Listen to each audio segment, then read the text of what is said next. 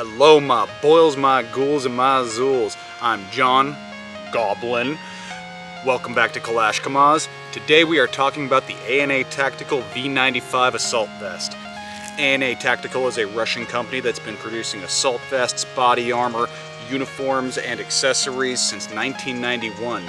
ANA Tactical is what's called a national purchasing partner. So what they do is negotiate contracts between different manufacturers and they deliver the best deal to their client. They are a St. Petersburg-based company that came out of the fall of the Soviet Union in 1991. And for the younger viewers, what that means is they had a complete economic change from closed market capitalism to free market capitalism, as communism is something the doctrine says needs to be achieved through a form of capitalism, which was their closed market capitalism. Now with free market capitalism, these brand new companies in 1991 now had the ability to get materials from outside the country. With that, you would see an influx of Chinese materials and textiles, giving these companies the ability to produce at a higher rate for a lower cost. The V-95 Assault Vest is not actually manufactured by ANA Tactical. As I said, they are a national purchasing partner and will negotiate contracts between different manufacturers, not necessarily manufacturing the pieces themselves.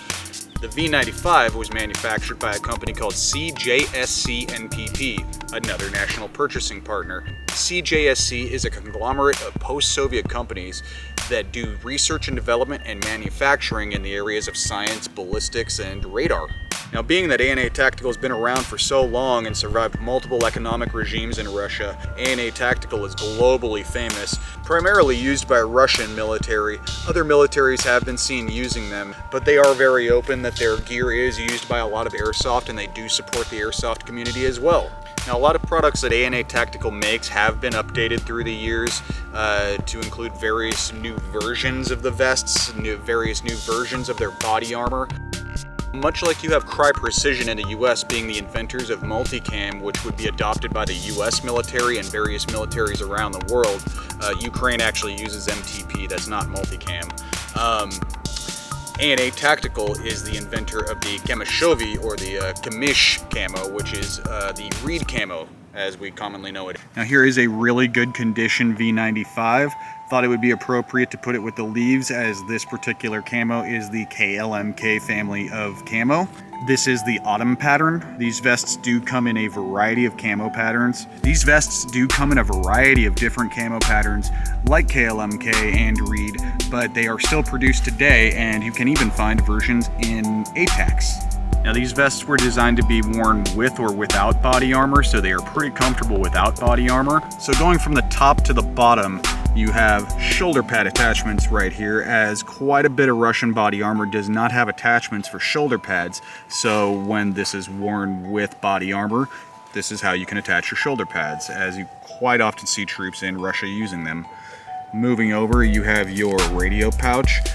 This is also very common, having your radio up on your left shoulder in Russia. Moving down, right in the front, you have on either side 2 AK mag pouches that fit 8 magazines on each side. They're double stacked. Sorry for the cut, had to get this Velcro undone. Moving down, you have spaces for pistol mags, flares, or you could even throw a baton in there if you like. There's been pictures out there of a baton just strung through like that, flares strung through like that. You know, depends on the operator. Generally though, these will be used for Makarov mags.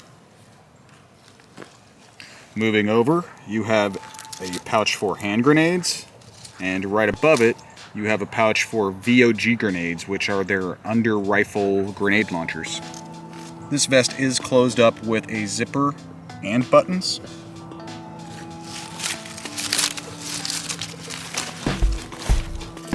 So moving to the rear, as I said, there are multiple versions of these vests, and you will see some of them that have a space right here for their square plates, and that's what a lot of people think this pouch is for, because if you look around enough, you can find pictures of dudes that have stuffed plates back here, but this is actually for your IFAK. You know, it's quite a bit larger than you would see these days, but you know, these are literally from 1991. And then moving over, you have a multi-purpose pouch. They are big enough for AK mags. You can stuff 2 AK mags in here, so a operator in the rear can keep grabbing mags off your back. But sometimes you will see pictures of you know, troops in combat with like papers or something stuffed in there. I've seen water bottles also stuffed in here. I mean, pretty good place for a water bottle as well. But generally, it's for AK mags. So if you notice, it has buttons, a plastic clasp, and Velcro. The reason for that is because when you have this guy closed, the bottom of the vest is not flapping around, so it actually retains the mags to your torso much better, and you can trot with the mags retained. If you need to run, you can simply do that. If you need to get on the ground, you can button them, but when you're just having them stowed, you can, there you go, and they're in storage. Well, boils, ghouls, and zools, that's about all I got for you. Thank you so much on this little piece on the ANA Tactical V-95 KLMK pattern Russian assault vest. It's probably a good time to cut this. It's a nice day, but bugs are starting to come out, kids are starting to come out, the chihuahuas are starting to come out. It's getting much less pleasant as the minutes go by. So let's call it here. Y'all stay safe, have fun, do stupid.